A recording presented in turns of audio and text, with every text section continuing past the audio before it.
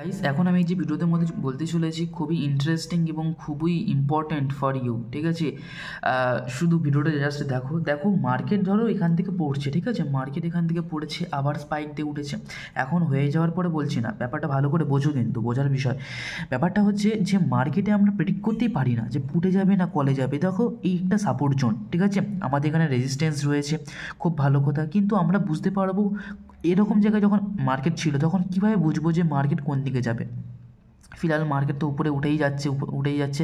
আমি অলরেডি এখানে এক্সিট করে দিয়েছি এখানে এক্সিট। তো সেই কারণে আমি ভিডিওটা বানাচ্ছি। তো দেখো মার্কেট যখন এখান থেকে মানে এই সাপোর্টকে ব্রেক করে যখন নিচে নেমে গেল, তখন আমি ভাবছিলাম এখানে পুটে যাবে, ঠিক আছে। দেখো পুরো পুটের ফাংশন এখানে, দেখো ইনভার্টেড হ্যামার বানিয়েছে, ইনভার্টেড হ্যামার মানে উপরে ওঠার চেষ্টা করছে, আবার সেটাকে রেড ক্লোজ করে দিয়েছে, দিয়ে তারপর আবার রেড মানে ক্যান্ডেল বানিয়েছে। তো আমি ভাবলাম মার্কেট ডেফিনেটলি এখান থেকে নিচেই যাবে, তো সেই কারণে এখানে পুটের পজিশন বানিয়েও নিয়েছি, ঠিক আছে। তারপরে দেখলাম বানানোর পরই সঙ্গে সঙ্গে দেখলাম আবার মার্কেট এখানে একটা সুইম নিল, ঠিক আছে, সুইম নিয়ে আমি হয়েছে হয়তো সুইম নিয়েছে, এবার এখানে শুটিং স্টার বানিয়ে মার্কেট এবার ডেফিনেটলি নিচে যাবে এখানটা। তো ওয়েট করলাম, কিন্তু তারপর দেখলাম মার্কেটে এই যে বড় গ্রিন ক্যান্ডেলটা ফর্ম হলো, ঠিক আছে। তো মার্কেটে যেহেতু গ্রিন ক্যান্ডেলটা ফর্ম হলো, তখন আমি কী করলাম, সঙ্গে সঙ্গে আমার তো এসএল ছিল, এসএল কাট হয়ে গেল।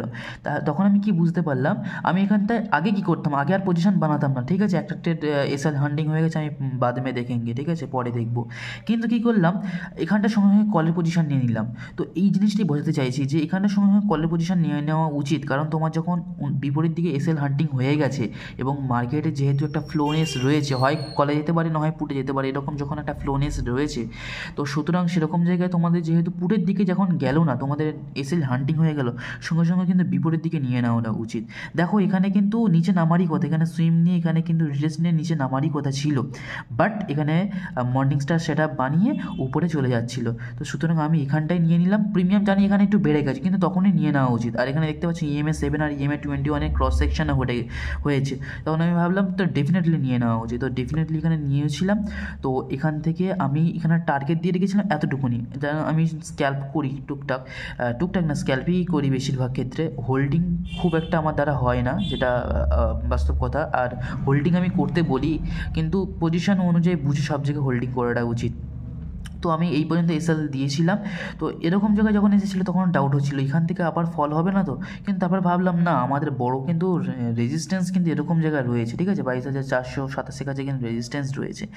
তো তারপর আবার এই যে স্পাইকটা দিল, এই স্পাইকের কাছে বার হয়ে আসলাম, ঠিক আছে। কেন বার হয়ে আসলাম, কারণ তারপরে যে রেড ক্যান্ডেলটা দিয়েছি, এই রেড ক্যান্ডেলে দেখে বার হয়েছি, এই গ্রিন ক্যান্ডেলে বার হয়নি, পরে রেড ক্যান্ডেলটা দেখে বার হয়েছি, কারণ এই রেড ক্যান্ডেলটা কি দেখো পুরো শুটিং স্টার ক্যান্ডেল না, সেই কারণে আমার মনে হলো যে এবার এখান থেকে হয়তো ডেফিনেটলি একটা সেলিং প্রেশার দেখা যাচ্ছে, মার্কেট এখান থেকে নামতে পারে। তো সেখান থেকে এখানে আমি এক্সিট করে দিলাম, কিন্তু তারপরে এক্সিট করার পর ভাবলাম যে কেন আমি এক্সিট করলাম, কারণ আমাদের তো রেজিস্ট্যান্স এই পর্যন্ত, সুতরাং টার্গেট এই পর্যন্ত। দেখো গ্রিন ক্যান্ডেল তোমাদের সামনেই দেখো গাইস, গ্রিন ক্যান্ডেল বানাচ্ছে, তারপরে এমনভাবে এই ক্যান্ডেলগুলো বানাচ্ছে মনে হচ্ছে না আবার ফল করবে, এখান থেকে যেন মনে করাচ্ছে যেখান থেকে ফল হবে তোমরা এক্সিট করে যাও, কিন্তু দেখছো গাইস তারপরে দেখো আবার গ্রিন ক্যান্ডেল ফর্ম করছে। মানে মার্কেট যখন উপরের দিকে যেতে চায় তখন কিন্তু বারবার এমনভাবে লোভ দেখাবে যে না এখানে নিচে যাবে। দেখো এখানে এই ক্যান্ডেলটা দেখি কত বড় টিকি উপরে সুইং, মানে কত বড় শ্যাডো, মানে সেলিং প্রেশার মনে হচ্ছে যেন নিচেই নামবে, কিন্তু এখান থেকে এই পর্যন্ত টাচ তো করবেই, ডেফিনেটলি শিওর টু টাচ করবেই, ঠিক আছে। তারপরে হয়তো নিচে একটু রিটেস্ট নামতে পারে, কি আদৌ নামতে পারে, কি উপরে উঠতে পারে, সেটা বাদ মে থেকে গিয়ে পরে দেখবো। কিন্তু ফিলহাল তো এখন তো এই পর্যন্ত টার্গেট, আমি ডেফিনেটলি শিওর যে মার্কেট এই পর্যন্ত যাবেই।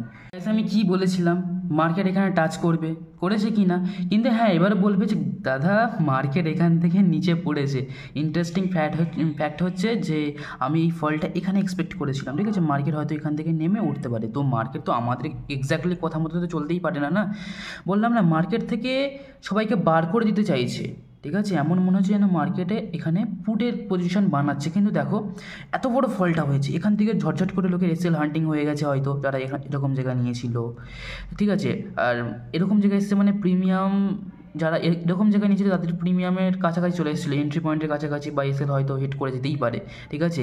অনেকে এসএল ট্রেলিং করেছিল, তাদের এসএল হান্টিং করে গেছে, বা অনেকে এক্সিট হয়ে গেছে, কিন্তু তারপরে দেখেছে গাইস আবার মার্কেট উঠেছে, আবার জিগজ্যাগ করতে করতে মার্কেট আলটিমেটলি কিন্তু এখানে টাচ করে গেছে, ঠিক আছে। এরপরে এখানে আবার সাপোর্ট নিয়ে আবার উপরে ওঠার চেষ্টা করছে। এখানে আমার মর্নিং কী বলবো, মর্নিং স্টার ক্যান্ডেল বানাচ্ছে, ঠিক আছে। তো যাই হোক গাইস, এটাই হচ্ছে গাইস সাইকোলজি, ঠিক আছে, যে এটা এই পর্যন্ত টার্গেট এখানে তো অ্যাচিভ করবেই। তারপর দেখো গাইস মার্কেট তো উঠেই যাচ্ছে, ঠিক আছে। আর আমি এক্সিট করেছিলাম পুরো কীরকম জায়গায়, এরকম জায়গায়। তো সেই কারণে বলি এই যে ফলটা আজকে আননেসেসারি ফল, এত বড় ফল আসার কথা না। স্বাভাবিকভাবে মার্কেটে যেটা আসে ধীরে ধীরে নামতে নামতে আবার টাচ করে দেয়, টার্গেট এখানে অ্যাচিভ করে যায়। টার্গেট এখানটা অ্যাচিভ করেই গিয়েছিল, প্রায় একটুখানি বাকি ছিল, যাই হোক গাইস। তো সেটাই হচ্ছে গাইস, যখন তুমি কোনো পজিশন বানাবে এবং সেটা যখন তোমার প্রফিট দেখাবে, তো সময়ের জন্য চেষ্টা করবে হোল্ডিং করতে এবং এসএল ট্রেল করে করে যাওয়ার চেষ্টা করবে। এটাই হচ্ছে best strategy guys. Believe on me, I am in market more than 3 years. তো আমি আমার এক্সপিরিয়েন্স থেকে বলছি। তো গাইস এটাই ছিল ভিডিও। তো আমি যে কথাগুলো বলছি এই ভিডিওর মধ্যে জাস্ট কথা, ঠিক আছে। তুমি এই কথাগুলো কোথাও পাবে না, ঠিক আছে। লোকে অনেকে স্ট্র্যাটেজি বলবে, অনেকে নিয়ম দেখাবে, অনেকে প্রাইজ অ্যাকশন, অনেক কিছু দেখাবে, কিন্তু এই যে এই মুহূর্তে মার্কেট চলছে, এই মুহূর্তে যে আমি কথাগুলো বলছি, এই কথাগুলো কোথাও পাবে না গাইস। তো একটা তো সাবস্ক্রাইব আর একটা লাইক তো বানতে হয় না গাইস। আর যদি চাও তোমাদের মনের কোনো ভাব প্রকাশ, যদি কিছু বলতে চাও, তো একটা কমেন্ট করে দিতে পারো guys. Thank you so much ভিডিওটা দেখার জন্য। দেখেছো গাইস, মার্কেট উঠেই যাচ্ছে, উঠবে, এখন বুলিশ মার্কেট, উঠেই যাবে, ঠিক আছে, উঠেই যাবে। তো বেস্ট অফ লাক। অ্যান্ড যারা ইনভেস্টমেন্ট করতে চাইছো বা করেছো অলরেডি, তারা তো অবশ্যই প্রফিটে রয়েছো, কারণ মার্কেট যে সুইং নিয়েছিল, যারা যারা যেখানে ইনভেস্ট করেছিল, তো দারুণ এখন রিটার্ন পেয়েছে। আর এখন আরও যাবে কোথায় মার্কেট, সবে 22,448। দাঁড়াও, ভোটটা আসতে দাও, 23,000 পার হয়ে যাবে। দেখো, তো ওয়েট অ্যান্ড ওয়াচ क्या होता है।